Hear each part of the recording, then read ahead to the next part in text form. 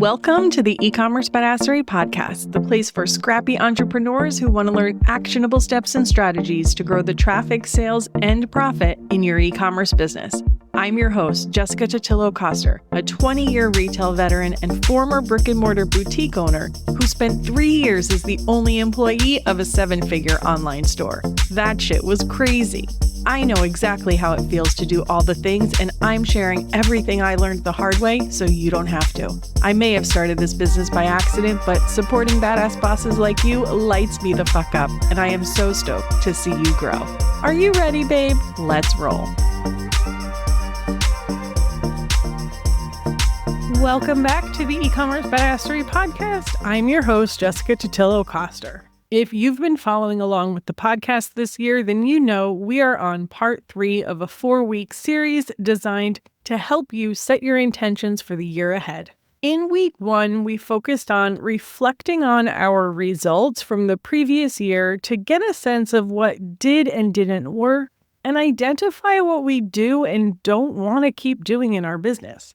We also set our profit goal, and based on our current profit margin, we calculated our revenue goal. In week 2, we covered my cash method framework for growing your e-commerce business and went back to that initial analysis with this new frame of reference in mind. And I asked you to gather some KPIs in anticipation of this week's episode. If you haven't listened to those episodes and or completed those exercises yet, pause this episode and do those first. Each week builds on the last, and you'll get the best value by listening to them in order. For today's episode, we're going to be talking about leveraging your data for focus and growth in your e-commerce business. When it comes to your revenue goal for the year, the first thing you'll want to do is break that dollar amount down into quarterly, monthly, weekly, and potentially even daily goals.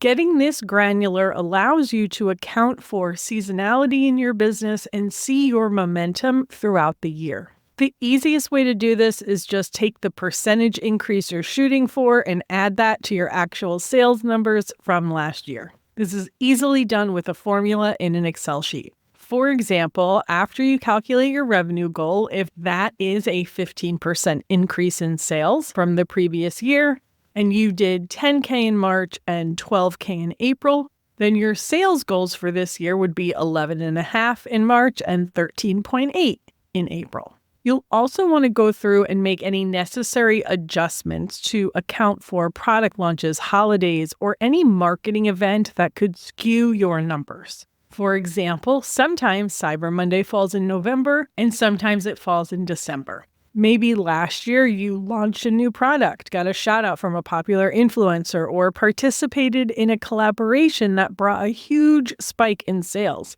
It might not be realistic for you to hit that revenue level again without some big marketing event, so you'll want to adjust your numbers to accommodate that. But be careful. You can easily go down a ridiculous rabbit hole at this stage, and that's not what I want for you here. I just want you to set realistic goals based on your business patterns and seasonality. This can be especially important if you have a brick and mortar store and you're holding your associates accountable for their sales performance. For example, if you're going to break down into daily goals for your brick and mortar, which I do recommend, then you don't want your Monday goal this year to be based on a Sunday goal from last year, because it's likely your Sundays have more foot traffic. If you have multiple associates in your store each day, someone who works the opening shift and then someone else who does the closing shift, you may want to actually break those goals down by hour to be fair to them, because it's unlikely the morning associate is going to be able to generate as much revenue as the evening associate, because you're not going to have the same amount of foot traffic.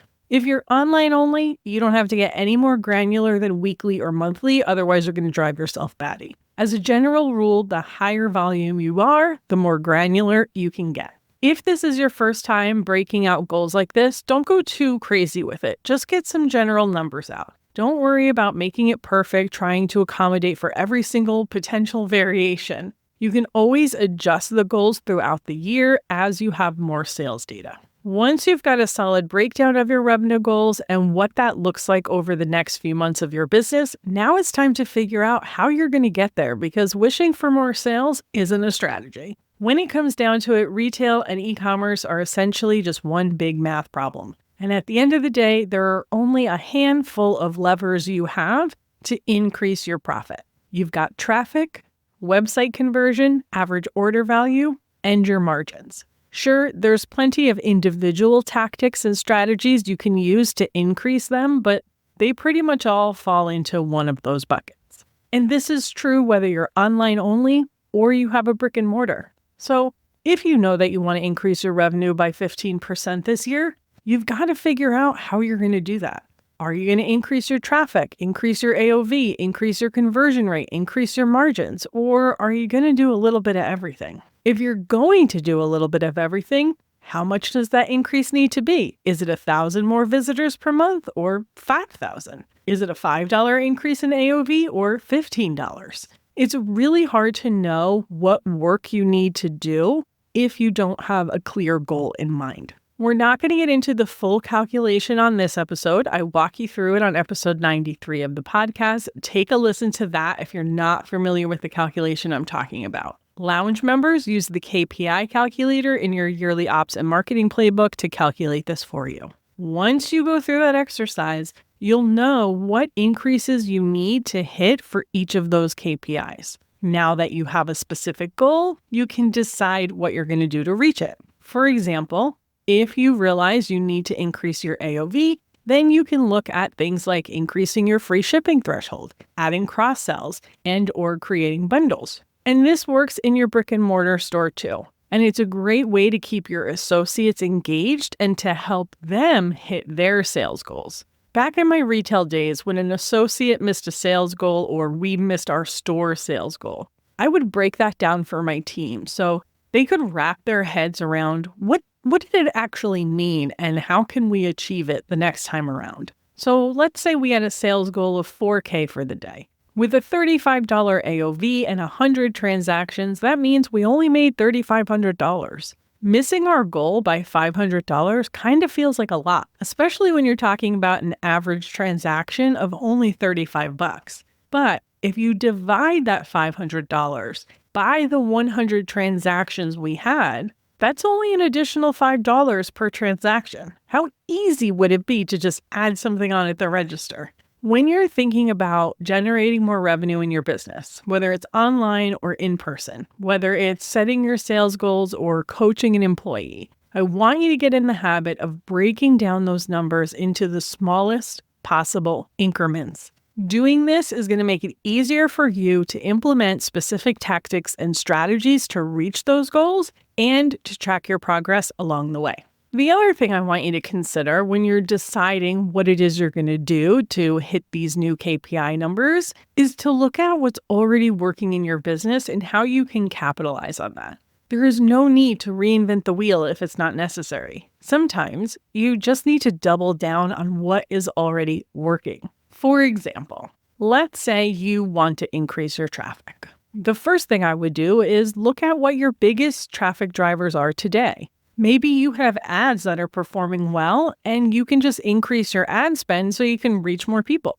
Or maybe you did some SEO optimization last year, and although it was a slow burn because SEO takes time to work, you see that it started to pop off in month 6. Well, then maybe you want to do a bit more SEO work. Or maybe you see the majority of your traffic and sales is coming from your email campaigns, but you're only sending 1 email per week right now. In that case, maybe you just up your cadence to 2 times per week to see if that brings in the additional traffic and revenue you're looking for. While I am always a fan of trying something new and will absolutely advocate for that, I also want to make sure you've tapped your existing initiatives before you try an unproven method. It can be a delicate balance. You don't want to get stuck trying something for too long that just isn't working, but in most cases, I find the opposite is true. We jump from strategy to strategy, hoping something is going to skyrocket our business when really we just need to keep improving what we're already doing. I always struggle to articulate this concept in a podcast episode because there are so many nuances and every business is different.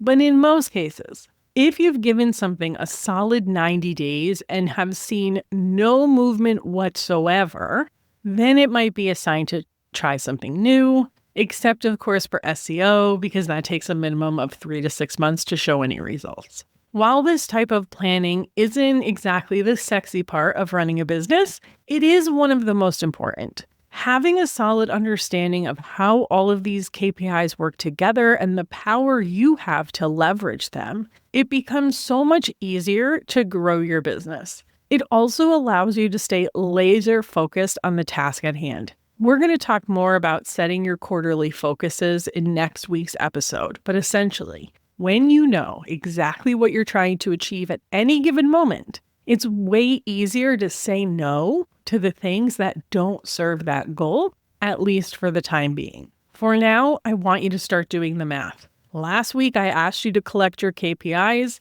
Now, use the formula outlined in episode 93 or in your yearly ops and marketing playbook for my lounge members to identify where your KPIs need to be in order to hit your revenue and profit goals. Then start thinking about what strategies and tactics you're going to use to improve those KPIs. Next week, we're going to talk about how to map out your yearly planning so you can tackle these goals effectively and not get stuck in the trap of trying to do too many things and doing none of them well that most entrepreneurs fall victim to, myself included. Let this be the year where you do less, but better. And that, my friends, is a wrap.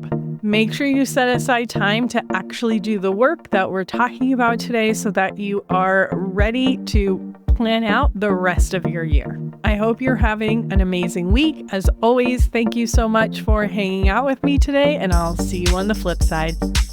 Thank you so much for listening to today's episode. If you want to learn more about growing your e-commerce business, get started with my free resource library at ecommercebadassery.com/free stuff and get an invite to the lounge, my e-commerce marketing membership. When you're ready for one-on-one support, apply to work with me at ecommercebadassery.com/apply. Before you go, would you do me a quick favor? Leave a rating and review and tap that follow button. This pushes me up the chart so I can support more scrappy e-commerce entrepreneurs just like you. I'm on a mission to reach as many as I can, and I could really use your help.